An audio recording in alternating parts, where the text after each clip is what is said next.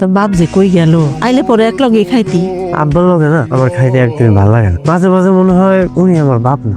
তোর কেন এমন মনে হয়? সবসময় আমাদের খারাপ ব্যবহার করে। আমার যদি এতই অপছন্দ তাহলে আমার জন্ম দিল কেন? এইটাই আমার ভুল হয়েছে, তোমার মতো পোলা জন্ম দেওয়াটাই আমার ভুল হয়েছে। আর এই যে বড় করার লাগে কারি কারি টাকা খরচ করছি, এটাও ভুল হয়েছে। কয়টা খরচ করছো তুমি? হ্যাঁ, সেই ছোটবেলা থেকে চৌধুরী বাড়িতে কামে লাগিয়ে রাখছো। আরে জমিদারের পুত, কাম না করলে খাইবি কি? দেওয়াস না, এমন একটা পানীয় কিনা খাইতে হয়। এরকম নবাবজাদা পোলা আমি জীবনে চোখে দেখি না। একটা বেদব জন্ম দিচ্ছেন। একটা কথা মনে রাখো, যদি কোনোদিন আমি বড় হইতে পারি তোমার মতো বাপরে আমি কোনো সময় পরিচয় দিব না। কিও না পরিচয়? হ্যাঁ যা, ও বাপ খাইতেও দিলা না পোলাটা। না লাগবো না খাওয়া। আম্মা যা, ম্যাডাম ভুল হয়ে গেছে। এই কেমন মনটা খারাপ, কি জানি ভাবতেছে না। ভাবতেছি তোমার কুলাঙ্গার ছেলেকে কিভাবে শাস্তি করা যায়। কেন ম্যাডাম, কুলাঙ্গার কি করছে? কি করে নাই সেটা বলো। গতকালকে আমার সব ফ্রেন্ডদের সামনে আমাকে অপমান করছে। ওকে শাস্তি না দেওয়া ছাড়া আমার আর ঘুম হচ্ছে না।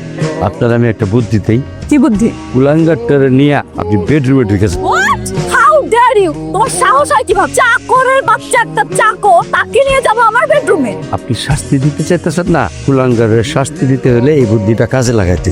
আপনি কি করবেন, ওরে নিয়ে বেডরুমে যেয়ে দরজা লাগাইতে। আমার চিৎকার শুরু করে দিলেন, আর আমি আর বড় সাহেব সুইটে এলাম। আসার পরে নক করবো, আপনি দরজা খুলে দিয়ে চিৎকার করে কান্না শুরু করে, তারপরে ওরে যে মারবো, মারতে মারতে ওরে কাবাব বানান।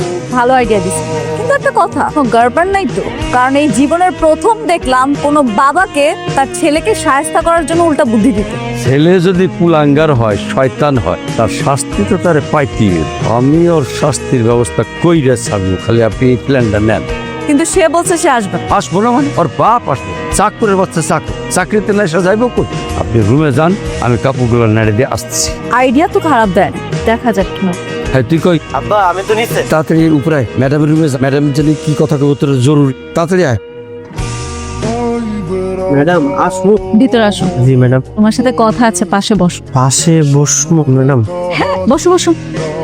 মাহিম, আমি আসলে ভেবে দেখলাম তোমার সাথে এতদিন অনেক খারাপ ব্যবহার করেছি। আসলে তোমার কোনো দোষই নেই। হঠাৎ তো ভালো হলো কেন? ঘটনা কি? তুমি অনেক ভালো ছেলে।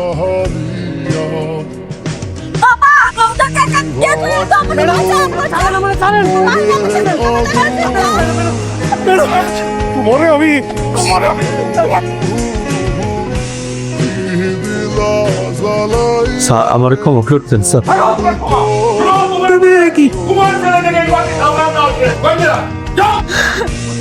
তবে